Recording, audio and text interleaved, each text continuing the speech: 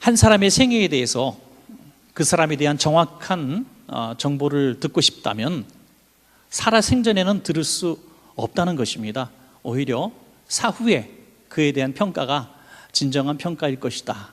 그런 얘기를 들어봤습니다. 우리는 착각을 참 많이 합니다. 내가 그래도 괜찮은 사람인 줄로 생각할 때가 많아요. 왜냐하면 지금 나에게 나를 평가해 주는 사람들은 덧칠이 되어 있는 또 가식이 있는 평가이기 때문입니다. 그런 평가에 대해서 너무 울고 웃을 것이 아니라 내가 죽은 이후에 장례식장에서 음식을 먹는 그들이 오고 가는 차 안에서 나에 대한 이야기를 하는 그들의 평가가 진정한 나의 평가라는 것입니다. 그래서 여러분 살아생전에도 정말 아름다운 인정을 받는, 평가를 받는 여러분 되시길 바라지만 사후에 해가 갈수록, 세대가 갈수록 더 추억하고 기억하고 또 인정받는 그런 멋진 생애 되시기를 간절히 축복합니다. 여러분, 우리가 장례식장 같은 데 가면은 그분들에 대한 얘기를 하는데 서양에서는 그런 풍경들이 많이 있다 그래요. 고인이 이렇게 있을 때 고인 옆에서 그분을 추억하는 사람들이 나와서 한마디씩 이야기하는 그런 이야기들이 있다고 합니다. 그분이 어떻게 좋은 인생을 살았고 자상한 아버지였고 얼마나 성실한 사람이었고 이런 얘기를 하면서 칭찬을 많이 한다 그래요. 그러나 사실 그 평가도 정확한 평가라고는 사실 할 수가 없겠죠. 정말 정확한 평가는 하나님께서 우리를 평가하실 것이고 그 다음에 우리 주변의 사람들이 아무도 듣지 않는 곳에서 우리를 평가할 것입니다. 우리는 이런 얘기를 많이 해요. 우리 성도님들 가운데서도 저는 어머님의 눈물을 먹고 자랐습니다. 저는 아버지의 손끝의 수고로 저가 이만큼 살아갈 수가 있었습니다. 우리 부모님은요 정말 훌륭한 믿음의 사람이었습니다. 우리 부모님은요 저 시골에서 정말 어려운 그 교회 개척교회를 도우면서 십리길을 걸어서 새벽 예배를 다니신 분입니다. 우리 아버님은요 그 농사 지으시면서 그렇게 어려운 가운데서도 맨손으로 정말 교회를 세우신, 우리 고향교회를 세우신 우리 장로님이십니다 하면서 부모님을 추억하고 자랑스럽게 여기며 또 보고 싶다고 눈물도 흘립니다. 그렇습니다. 맞는 얘기입니다.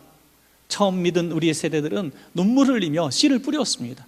그 열매를 저와 여러분이 먹고 있는 것은 틀림없는 고백이고 사실입니다. 그렇다면 우리는 한 가지 더 생각해야 됩니다. 우리의 후손들이, 우리의 자녀들이 우리를 동일하게 인정하고 추억해야 될 줄로 믿으시기 바랍니다. 우리는 부모님의 눈물을 먹고 부모님의 신앙 때문에 이만큼 살았다고 얘기하면서 우리는 후손들이 나를 향해서 그런 고백을 할 만큼 살아가고 있는가? 그런 눈물의 씨를 뿌리고 그 헌신에 썩는 미랄이 되고 있는가 하는 것은 대단한 숙제가 아닐 수가 없습니다. 오늘 요셉을 향해서 주시는 이 야곱의 축복과 예언은 우리 모두가 정말 꼭 받아야 될 그런 축복과 예언인 줄로 믿으시기 바랍니다. 이 요셉의 생애는 눈물 없이 들을 수 없는 그런 생애 아닙니까? 그런데 그 야곱의 모든 아들들 가운데서 최고의 축복을 받았고 최고의 예언을 받습니다. 그의 아들들, 요셉의 아들 두 아들은 이 전장에 이미 이 야곱이, 할아버지 야곱이 양손으로 두 아들을 축복하는 장면이 먼저 나오는 것입니다. 도대체 요셉은 11번째 아들이고 상한 갈대와 같고 꺼져가는 등불과 같은 생애를 살았지만 하나님께서 어떻게 그런 생애를 붙들어 주셔서 요셉을 이렇게 위대한 인물로 만들어 주셨는가? 이것은 참으로 놀라운 일이 아닐 수가 없습니다. 환경 탓할 것 없고요, 형편 탓할 것 없고, 내가 배운 지식 탓할 것 없고, 가정에서 내가 부모님이 어떤 분인가 탓할 필요가 없다는 것입니다. 오늘 하나님의 은혜 안에서 샘 곁에 심기운 나무만 될 수 있다면 저와 여러분 모두 이런 위대한 인생 될 줄로 믿습니다. 여러분, 오늘 그러한 마음으로 본문을 살펴보도록 하겠습니다. 요셉이 받은 복이 뭡니까? 요셉이 받은 복은 저는 딱 한마디로 정의할 수 있습니다. 그것은 샘 곁에 심기어진 복이다. 샘 곁에 심기어진 복. 이 샘이 뭡니까? 우리 하나님의 은혜의 샘인 줄로 저는 믿습니다. 여러분, 하나님의 은혜의 샘, 하나님의 은혜의 샘 속에 거할 때에 그는 어떤 상황과 형편에서도 이 복이 마르지 않았다는 거죠. 요셉을 가장 우리가 본받고 싶고 닮아가고 싶은 인물로 말하지만 실제로 요셉의 생애는 너무나 비참했습니다. 17살 때 형님들에게 팔리어서 노예로 살았습니다. 억울한 옥살이도 했고 종살이도 했습니다. 이런 많은 눈물의 세월들을 보냈지만 어떻게 그를 은혜의 샘 속에 거하는 사람이라고 이렇게 우리는 얘기할 수 있을까? 여러분, 하나님의 은혜 안에 산다는 것은 모든 일이 내가 원하는 대로 형통하고 평안한 것이 절대로 아니라고 하는 것이죠. 우리가 병들었을 때, 약했을 때 우리가 경제적으로 고통받을 때에, 가정에 아픔이 있을 때에 전에 보지 못했던, 전에 듣지 못했던 하나님의 은혜를 우리는 흠뻑 누릴 수가 있는데도 참으로 많이 있다는 것이죠. 요셉이 형님들에게 심부름 갔을 때, 형님들에게 심부름 찾아갔을 때 형님들이 바로 요셉을 죽이려고 합니다. 여러분, 얼마나 미운 형들입니까? 못된 형들입니까? 죽이려고 했을 때 이 절대절명의 위기 가운데 하나님의 은혜가 떠났습니까? 아닙니다. 하나님의 은혜는 그 형인 루벤을 통해서 먼저 나타났죠. 우리가 형제를 어떻게 죽이냐 설득을 합니다. 그래가지고 일단 구덩이에 던져놓게 되죠. 생명을 살립니다. 잠시 후에 미디안 상인들이 지나갈 때 유다라는 형을 또 하나님께서 자극하셔서 은 20개 받고 팔아버리게 만드는 것이죠. 그것이 애굽으로 가는 티켓이 될 줄 누가 알았습니까, 여러분? 그러니까 죽이려고 하는 마음이 없도록 드는 것이 아니라, 구덩이에 빠지지 않게 하는 것이 아니라, 노예로 팔리지 않게 하시는 것이 아니라, 하나님의 은혜는 한 번도 요셉을 떠난 적이 없다는 것을 우리는 이후에 깨닫게 되는 것입니다. 애굽에 노예로 갔을 때, 종살이 갔을 때도, 보디발의 집에 노예로 갔을 때 얼마나 고달팠겠습니까? 하나님 제발 좀 도와주세요. 나 빨리 집에 가게 해주세요. 하나님 저 빨리 탈출하게 해주세요 라고 얼마나 울며 기도했겠습니까? 근데 하나님은 그 기도는 들어주시지 않았어요. 오히려 그곳에서 승승장구하게 하시고 가정 총무까지 되게 하셨다는 겁니다. 하나님의 은혜는 그의 형통함을 보고 그의 보디발이 하나님이 함께 하시는 것을 보았다고 했습니다. 또 억울한 옥살이 할 때는 어떻습니까? 정말 이제는 살고 싶지 않았을 거예요. 억울한 옥살이, 힘없고 돈 없고 백 없어서 억울한 옥살이를 합니다. 하나님이 어디 계십니까? 하나님 정의가 어디 있습니까? 라고 울부짖었습니다. 하나님 정말 정의가 어디 있습니까? 저 악한 사람들, 나에게 죄를 뒤집어 씌워서 감옥에 남는 저들을 벌하여 주십시오. 여러분, 우리 솔직히 그런 마음 막 들 때 없습니까? 너무나 악하고 잔인하고 또 거짓말로 우리를 꼬여서 그렇게 고통받게 하는 사람들, 하나님 정말 하나님이 살아계시다면 이럴 수 없는 거 아닙니까? 하나님 사건 사고 뉴스 맨날 나오는데 그들 중에 뉴스가 하나 있으면 좋겠습니다. 번개도 많이 치는데 좀 하나님 그쪽에 한 방 좀 날려주십시오. 뭐 우리 그렇게 살짝 그런 마음이 들지 않습니까? 그래서 하나님이 살아계시구나, 하나님을 두려워하라 이렇게 말하고 싶지 않습니까? 그러나 하나님은 그 옥살이 하는 중에서 하나님은 왕에게 갈 수 있는 그 티켓을 얻게 하신 줄로 믿으시기 바랍니다, 여러분. 그러니까 하나님의 은혜는 고통 속에서도 떠나지 않는 것입니다. 사망의 음침한 골짜기로 걷지 않게 하시는 것이 하나님의 은혜가 아니라 사망의 음침한 골짜기를 함께 하시는 것이 하나님의 은혜인 줄로 믿습니다. 요셉은 이 복을 받은 거예요. 그가 사막에 거하지 않은 것이 아닙니다. 그가 고통 속에 안 산 것이 아니라 늘 그 안에 심령의 생수가, 성령의 생수가 마르지 않았기 때문에, 하나님의 은혜가 마르지 않았기 때문에 그런 이 복을 받은 줄로 믿습니다, 여러분. 그래서 오늘 요셉은, 오늘 본문에 있는 말씀처럼 요셉은 무성한 가지, 곧 샘 곁에 무성한 가지가 되어서 담을 넘어갔다, 이렇게 성경은 말씀하고 있습니다.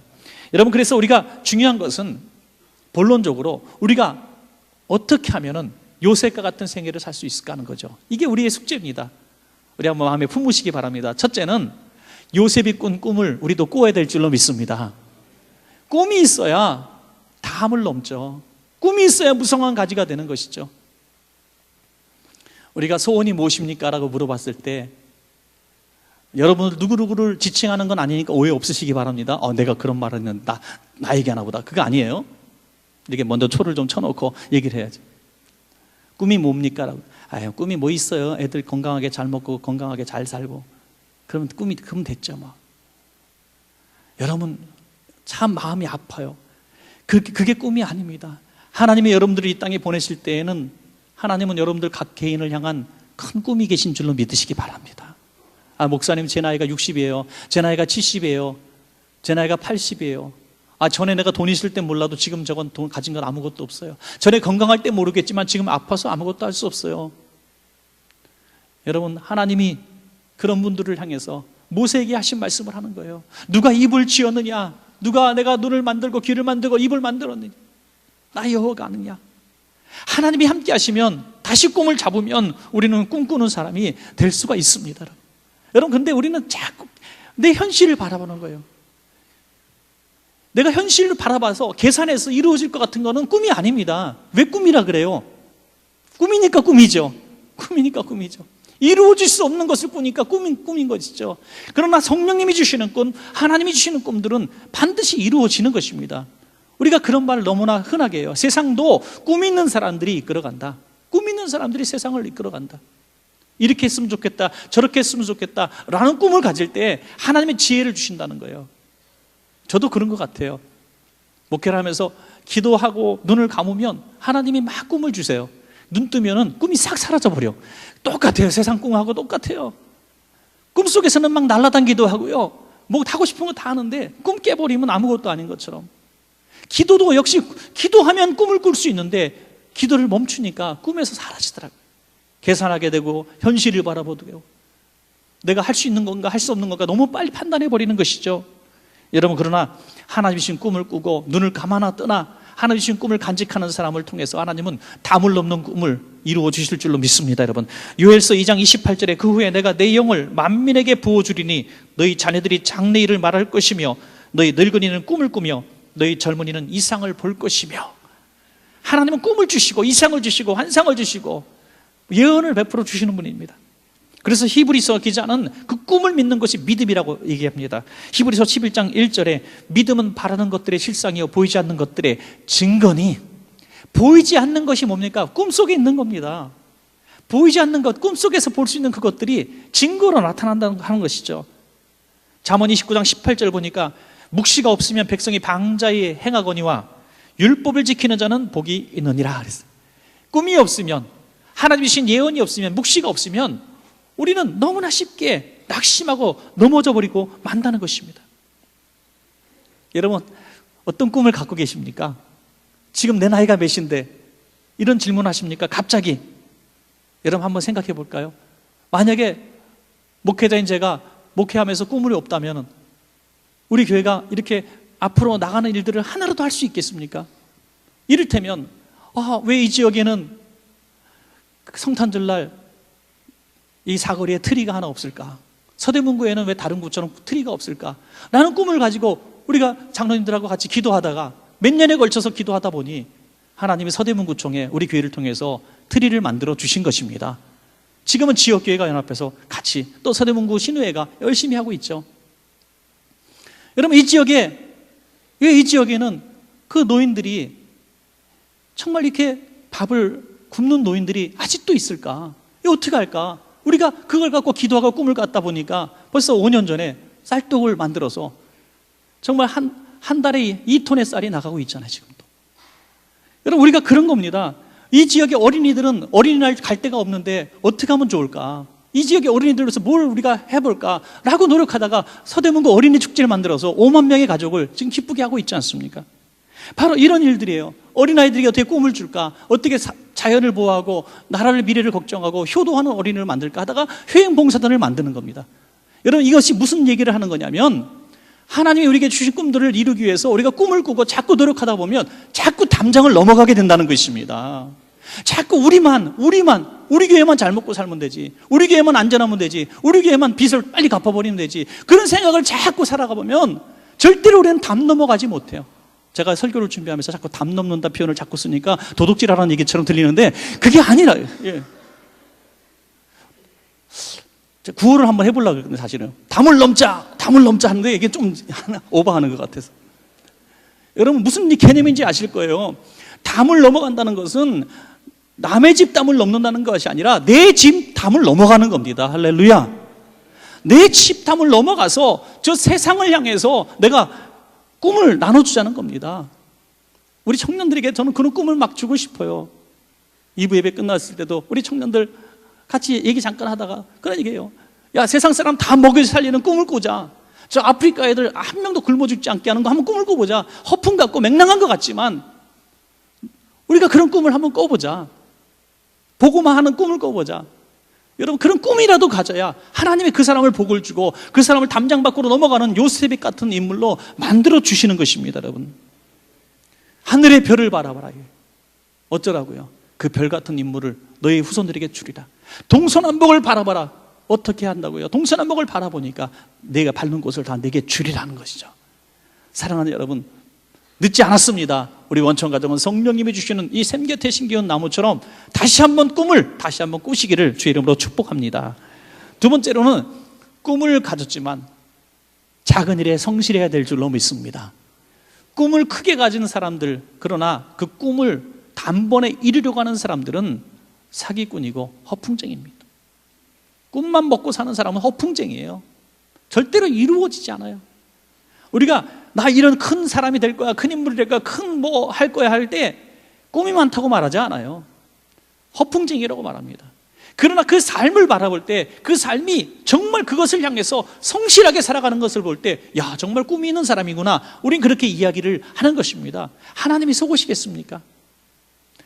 하나님은 작은 일에 충성하는 사람을 큰 일로 쓰시는, 마태복음 25장 21절에 그 주인이 이르되 잘하였도다 착하고 충성된 종아, 내가 적은 일에 충성하였음에 내가 많은 것을 내게 맡기리니 내 주인의 즐거움에 참여할지어다. 여러분, 그렇습니다. 작은 일에 충성했더니 큰 일을 맡긴다는 거예요. 조금 더 큰 일, 조금 더 큰 일, 조금 더 큰 일. 여러분, 이 요셉은 철부지가 아닙니다. 노예로 팔렸을 때 얼마나 상심했겠습니까? 야, 차라리 난 죽었을 거야, 이런 생각하는 생각도 있을 거예요. 우리 박순애 전사님이 부흥에 오셔서 그 간증을 할 때 정말 많은 분들이 그런 생각을 하셨을 거예요. 야, 어떻게 살았을까? 차라리 나는 죽었을 거야, 차라리. 그 정도로 끔찍하고 비참하게 살았어요. 그러나 지금 이렇게 아름다운 모습으로 서서 하나님의 살아계심을 증거하는 사람이 될 줄 누가 알았겠습니까? 왜? 그 안에서 그를 붙들어 주시는 마르지 않은 샘이 있었기 때문인 줄로 믿습니다. 여러분, 그 샘이 바로 성령님이시고 또 하나님의 은혜인 것입니다. 그래서 이 요셉은 그곳에서 성실한 종살이를 합니다. 성실한 종살이라고, 심지어 감옥에 가서도 억울한 옥살이를 하면서도 성실하게 합니다. 성실하게 하니 하나님이 그를 애굽의 총리로 세워주셨다는 것입니다. 저는 요셉이 얼마나 하나님과 맡은 일에 성실한 사람인 것인가, 이 보디발의 아내가 유혹했을 때 대처하는 모습을 보면서 확실하게 볼 수 있었습니다. 보디발의 아내가 유혹할 때 이렇게 거절하죠. 39장 10절에 여인이 날마다 요셉에게 청하였으나 요셉이 듣지 아니하여 동침하지 아니할 뿐더러 함께 있지도 아니하니라. 주인이 같이 있자 그래도 같이 있지 않습니다. 왜? 이것은 악한 일이기 때문에 거절한 것인, 목숨을 건 겁니다. 그리고 오히려 이렇게 얘기합니다. 39장 8절에서 9절, 요셉이 거절하며 자기 주인의 아내에게 이르되 내 주인이 집안의 모든 소유를 간섭하지 아니하고 다 내 손에 위탁하였으니 이 집에는 나보다 큰 이가 없으며 주인이 아무것도 내게 금하지 아니하였어도 금한 것은 당신뿐이니 당신은 그의 아내임이라. 그런즉 내가 어찌 이 큰 악을 행하여 하나님께 죄를 지리이까? 여러분, 오늘 이 본문을 볼 때 딱 그가 두려워하는 사람 두 분이 나옵니다. 하나는 내 주인, 그 다음에 내 하나님이에요. 이 땅에서 살아갈 때 내 주인을 두려워하고 그 주인의 명령대로 성실하게 목숨을 걸고 일하는 모습을 보여주고, 그것이 아니라 할지라도 내 하나님께 어떻게 내가 죄를 지을 수 있겠습니까? 하는 거죠. 우리 많은 믿음의 회사 경영하는 우리 사장님들이 그런 얘기들을 할 때 참 안타깝더라고요. 예수 믿는다고 해서 예수 안 믿는 친구보다 조금 뭐 비슷비슷하고 좀 못한 것 같지만 예수 믿는다고 하니까 내가 뽑아서 이렇게 직원으로 삼기도 하는데, 예수 믿는다는 거 외에 하나도 일도 잘 못하고 성실하지도 않고 그런 거 보면 참 잘못 뽑았다 생각이 들 때가 있다는 거예요. 여러분, 이것은 올바른 신앙생활이 아닙니다. 올바른 신앙생활은 내게 맡겨진 세상 일에도 성실하고 정직하게 일하는 것입니다, 여러분. 그래서 어떻게 보면 세상의 미움을 받는 거예요. 형님들의 미움을 받기도 해요. 다 같이 그 같은 공동의 죄를 질 때 그것을 거절하고, 그것을 또 이렇게 자기가 거절하고 나올 때에 다른 사람들이 얼마나 흉을 보겠습니까? 아니, 그까지 술잔 하나 거절했다고 이렇게 욕을 먹는데 우리가 그리스도인답게 살아가고 하자 할 때 얼마나 많은 핍박을 받겠습니까, 여러분? 그러나 요셉은 목숨을 걸었다는 사실을 기억하시기 바랍니다. 목숨을 걸었어요. 또 하나님이 나를 보고 계시는데 내가 이 악을 행하겠습니까? 하면서 하나님을 바라보면서 신앙의 죄도 짓지 않았습니다, 여러분. 아주 우스갯소리로 전에 말씀을 드렸습니다만, 교회에 이제 쓰레기 봉투 종량제가 생겨가지고 집집마다 쓰레기 값, 버리는 값이 막 생기니까 교인들이 교회에다가 막 갖다 버리는 거예요. 까만 봉지 교회에다가 담벼락에다 막 갖다 버리고, 주일날 예배 올 때 야, 교회 가는 날이 쓰레기 버리는 날이야 무슨 막 갖다 버리는 거예요. 목사님이 하도 속상하고 막 하나님께 죄송해서 크게 써붙였어요. 하나님이 보고 계십니다. 근데 하나도 쓰레기가 줄지 않아가지고 어떤 성도님의 조언에 따라서 CCTV 설치 딱 했더니 아무도 안 버리더라는 거지. 하여튼 하나님이 보고 계셔도 안 무서운데 CCTV는 무섭대. 여러분, 이렇게 신앙생활 하니까 오늘 한국 기독교가 오늘 이렇게 된 거예요. 여러분, 세상에서도 성실하고 정직하고 살아야 되겠지만 하나님이 보고 계시다는 사실을 우리가 알아야 그것이 성실한 삶인 줄로 믿습니다. 창세기 49장 23절에서 24절 보니까 요셉이 승리했던 이유가 나옵니다. 활 쏘는 자가 그를 학대하며 적개심을 가지고 그를 쏘았으나 요셉의 활은 도리어 굳세며 그의 팔은 힘이 있으니 이는 야곱의 전능자 이스라엘의 반석인 목자의 손을 힘입음이라. 그를 쏘려고 화살 시위를 당겼지만 요셉의 팔이 오히려 강건하고 오히려 역전의 승리를 거둘 수 있었던 것은 전능자의 손, 이스라엘 하나님이 그와 함께 하셨기 때문이라는 거예요. 이것이 샘 곁에 심기운 자의 축복이 아니고 무엇이겠습니까? 사랑하시는 여러분, 세상에서도 인정받고 하나님을 두려워하여 하나님께도 인정받는 하루하루 성실한 삶을 살면 어느덧 우리는 꿈을 향해 나아가는 꿈쟁이가 될 줄로 믿습니다. 여러분, 마지막 세 번째는 담을 넘어야 되는 이유입니다. 무성한 가지가 되어서 담을 넘어야 되는 이유가 뭡니까? 많은 사람들에게 유익을 끼치기 위함인 줄로 믿습니다. 많은 사람에게 유익을 끼치는 것이 내가 담을 넘어야 되는 이유예요. 하나님, 우리 아들 유명한 사람 되고 싶어요. 하나님, 우리 아들 영향력 있는 정치가 되고 싶어요. 하나님, 우리 딸 세계적인 대학 교수 되기를 원합니다. 하나님, 우리 자녀 이렇게 큰 인물 돼서 큰 사업가 돼서 정말 큰 부자가 되기를 소원합니다. 너무나 추상적이더라고요. 여러분, 그렇게 기도하는 사람보다는 이렇게 기도하십시오. 하나님, 우리 자녀가 무성한 가지가 되어 담을 넘어서 수많은 사람들을 구원하고 유익하게 하는 인물 되게 해 주십시오. 유익하게 하는 삶의 목적이 분명히 달라지는 것이며 내가가 아니라 다른 사람을 위하여, 무엇보다 영혼 구원을 위하여 내가 쓰임받기를 원합니다. 그래서 여러분들을 만나는 모든 사람들이 복을 받기를 주의 이름으로 축원합니다. 여러분들의 후손 자녀들을 만나는 사람마다 같은 복을 받기를 축원합니다. 여러분, 우리 사업하는 분들이 그 사업을 모르니까 저에게 그렇게 얘기할 수도 있지만, 사실 다른 가게를 죽여야, 경쟁사를 죽여야 내가 잘 되는 거라고 생각하는 분들이 너무나 많은 것 같아요. 그런데 여러분, 저는 그렇게 보지 않아요. 그 중에 하나를 한번 제가 예화를 들어볼게요. 어떤 업종에 가게를 내는데 벌판에 아무것도 없고 그 업종 딱 아무도 없는 데다가 나 혼자 딱 세우면 잘 될 것 같습니까? 그게 잘 안 되더라고요. 오히려 나 동일한 가게 업종이 쭉 많이 밀집되어 있는 데 가서 내가 가게 좀 권리금 세게 내고 들어가면 오히려 그곳에서, 그 업종에서 더 성공하는 걸 보게 됩니다. 이상하잖아요? 많이 모여 있는데 어떻게 다 같이 잘 돼요? 그러니까 이상한 거 아닙니까? 사람들이 그곳에 찾아오기 때문이죠. 찾아오기 때문에. 그러니까 그 옆에 있는 가게들이 같이 잘 되는 거예요. 같이. 나만 잘 먹고 다른 가게 다 망해라, 그러면 나도 망하는 거죠. 좀 유치한 원리인지 모르겠습니다만은 하나님은 우리 모두가 다 먹고 살 수 있는 모든 것들을 이 땅에서 허락해 주셨어요. 뭐 기름이 떨어지면 다 죽을 것이다, 인구가 몇 억이 되면 다 굶어 죽을 것이다. 천만에 지금 버리는 쌀이 얼마나 많습니까? 우리가 음식물만 낭비하지 않아도 저 아프리카 사람들 다 먹이고도 남는다 그래요.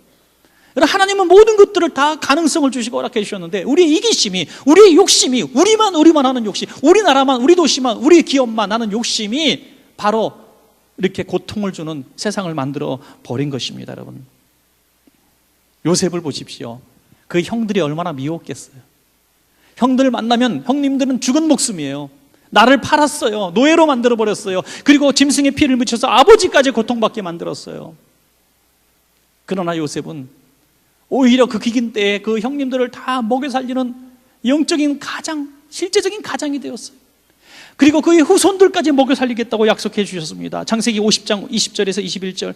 당신들은 나를 헤아리 하였으나 하나님은 그것을 선으로 바꾸사 오늘같이 많은 백성의 생명을 구원하게 하시려 하셨나니 당신들은 두려워하지 마소서. 내가 당신들과 당신의 자녀들을 기르리다 하고 그들을 간곡한 말로 위로하였더라. 이 정도 돼야 요셉 아닙니까, 여러분? 이렇게 위대한 마음을 가지고 큰 마음을 가졌으니까 담장을 넘는 무성한 가지가 되지 않았습니까? 사랑하는 여러분, 이번에 명절에 가족들 많이 만나시고 너무나 화목하고 행복하고 막 즐겁게 지내다가 오신 분도 많겠지만 30분 만에 다시 집으로 돌아오신 분도 있겠죠. 신문에서 본 얘기예요. 여러분 얘기가 아니라.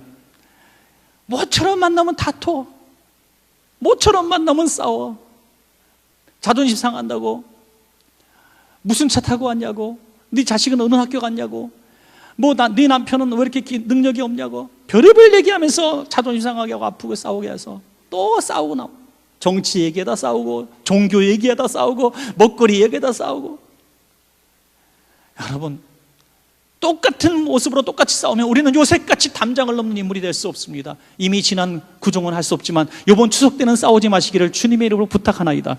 하여튼 큰 마음 가지시고 품어주시고 넉넉한 마음으로 그들의 영혼을 보시길 바랍니다. 이게 우리 원천교회의 성도님들이 담장을 넘는 위대한 인물이 되는 큰 그릇이 아니고 무엇이겠습니까, 여러분? 그럴 때 요셉을 향하여 어떤 복을 주십니까? 창세기 49장 25절에 내 아버지의 하나님께로 말미암나니 그가 너를 도우실 것이요 전능자로 말미암나니 그가 내게 복을 주실 것이라. 위로 하늘의 복과 아래로 깊은 샘의 복과 젖먹이는 복과 태의 복이리로다.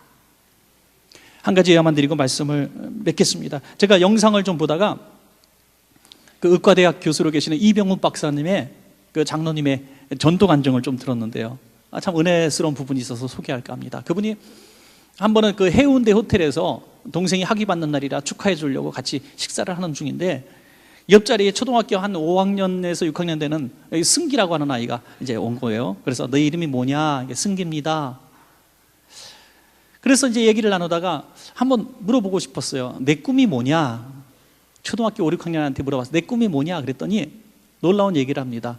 저희 할아버지가 예수 믿는 거예요. 라고 얘기해요. 너무 장로님이 감동을 받은 거죠. 야, 할아버지 예수 안 믿었구나. 네 소원대로 될 거야. 할아버지 어디 계시냐니까 저기 계시다는 거예요. 그래, 그러면 너 두 번째 소원은 뭐냐? 그랬더니 놀랍게도 또 얘기합니다. 저희 아빠, 엄마 저 같이 예배 드리는 거예요. 여러분, 이 너무나 놀랍지 않습니까? 집에 가서 이제 또 실험해 보시기 바랍니다. 여러분, 자녀 놓고 그리고 또 꼴밤 때리지 마시고 하여튼 그 아이는 그랬다는 거예요. 놀라운 거 아닙니까? 부모로부터 교육받은 게 아니에요. 부모는 교회도 안 다녀요. 그런데 첫 번째 소원, 두 번째 소원이 할아버지 예수 믿는 거고 엄마 아빠 같이 예배당 가는 거예요. 너무나 기특하고 신기해서 너무나 놀라워서 용기를 내서 이 아이 손잡고 할아버지 있는 데로 갔어요. 갔더니 할아버지 아빠 엄마 이렇게 몇 명이 있을 줄 알았더니 15명이 가족 모임을 갖고 있는 거예요. 거기서 전도하려니까 참 힘들더라는 거죠. 그러면서도 담대하게 외쳤습니다. 일승기 할아버님 예수 믿고 구원 받으세요 라고 외쳤습니다. 그랬더니 할아버지가 딱 쳐다보니 내 이놈 그럴 줄 알았는데 네 예수 믿겠습니다 그러라는 거예요. 너무나 신기한 일이 벌어졌어요. 그래, 이왕 내친 김에 승기 아버님 어머님 어디 계십니까? 여기 있대요. 승기 아버님 어머님도 참 복받으신 분입니다. 그러면서 너무나 흥분해가지고 말이 헛나왔어요. 어떻게 승기같이 훌륭한 아이를 보유하고 계십니까? 이랬다는 거예요. 무슨 무기도 아니고 하여튼 그러니까 깔깔깔 웃으면서 재밌는 이야기가 됐습니다. 그러니 놀랍게도 부모님이 똑같이 얘기한다는 거예요. 저희도 교회 나가겠습니다. 너무나 신기한 일이 벌어진 거예요. 그래서 다시 와서 자리에 왔는데 그 어머니 되시는 분이 찾아왔어요. 그러면서 장로님이시죠? 물어보는 거예요. 네, 장로님입니다. 장로입니다. 장로님을 저희가 알고 있습니다. 유명한 의과대학 교수 이렇게 알고 있습니다. 그런데 저도 세례를 받았고 저도 어린 시절에 교회에 열심히 다닌 사람입니다. 이제 하나님의 음성을 알고 우리 온 가족이 예수 믿기로 지금 합의를 받습니다 하는 거예요. 할렐루야. 얼마나 놀라운 일입니까, 여러분? 늘 나의 먹고 사는 일에 치중하고 그것만 바라보던 사람이 아니라 어떻게 하면 나를 만나는 모든 사람에게 예수 그리스도를 전가하며 잘되게 할까, 이것을 늘 마음에 품고 살아가니 견딜 수 없는 이 전도를 하게 된 것이고, 그를 만나는 모든 사람들마다 예수님 만나 구원받는 역사가 일어나는 것입니다. 바로 이러한 삶이 담장을 넘는 삶이 아니고 무슨 삶이겠습니까, 여러분? 내가 거대한 빌딩을 짓고 얼마나 내가 은행 잔고에 돈이 많고 얼마나 많은 것들을 자손들에게 남겨주고 이것이 담을 넘는 것이 아니라 나를 만난 아는 모든 사람들이 나의 장례식장에 와서 정말 아까운 사람 같다고, 내가 저분을 통해서 이런 복을 받았다고, 내가 저분에게 이런 은혜를 입었다고, 우리의 자녀들은 울면서 우리에게 참으로 멋진 신앙의 유산을 남겨주신 우리 아버지 어머니라고 우리가 그렇게 울면서 우리를 추억하는 그 인물이 되어야 되지 않겠습니까, 여러분? 그렇게 되기를 원하신다면 오늘 물가에 심기운 이 나무처럼 담장을 뛰어넘어 하나님의 영광을 높이는 그 꿈을 꾸시기 바랍니다. 그러면 우리가 유명해지고 싶지 않아도 하나님이 우리를 유명하게 만드실 겁니다. 우리가 부자가 되고 싶지 않아도 하나님 우리에게 물질복을 주실 것입니다. 우리가 건강해지고 싶지 않아도 하나님 우리에게 건강의 복을 주실 것입니다. 제가 며칠 전에 어떤 또 목사님을 만났는데요, 이분이 연세대학교 교수인데 심리학과 교수신데 5개월 시한부 인생을 받아. 5개월. 이 간이 평소 보통 사람보다 주먹만 해도 더 조그마고 다 썩어 문드러져. 딱 5개월. 지금도 어느 병원에 가면 당신은 5개월이라고 얘기해요. 근데 지금 20년째 살고 있어요. 그분이 사는 비결이 뭐냐면, 주님, 내가 어떻게 하면 더 살아갈 수 있겠습니까? 기도하는데 꿈을 주시더라는 거예요. 하나님은 사명 없는 자는 데려가신다, 그러시더래요. 그래서 사명을 막 만들었대요. 막 사명을 만들어서 하나님 기뻐하실 일이 뭔가 온통 신경을 쓰고 뭐 NGO 단체를 만들고, 지금 연세대학교 NGO 단체를 이분이 하나 만들었어요. 그래가지고 복음을 증거하고 전도하고 자기의 모든 것들을 쏟아부었어요. 자기 있는 재산을 다 부었어요. 그리고 계절마다 방학 때마다 아프리카니 어디니 안 가는 데가 없어요. 그렇게 했더니 20년 동안 지금 살게 하셨다는 거예요, 하나님이. 얼마나, 제가 직접 듣고 간증을 같이 얘기 나눴는데 지난주에요. 얼마나 은혜가 됐는지 몰라요. 언젠가 한번 강사로 모시고 싶더라고요.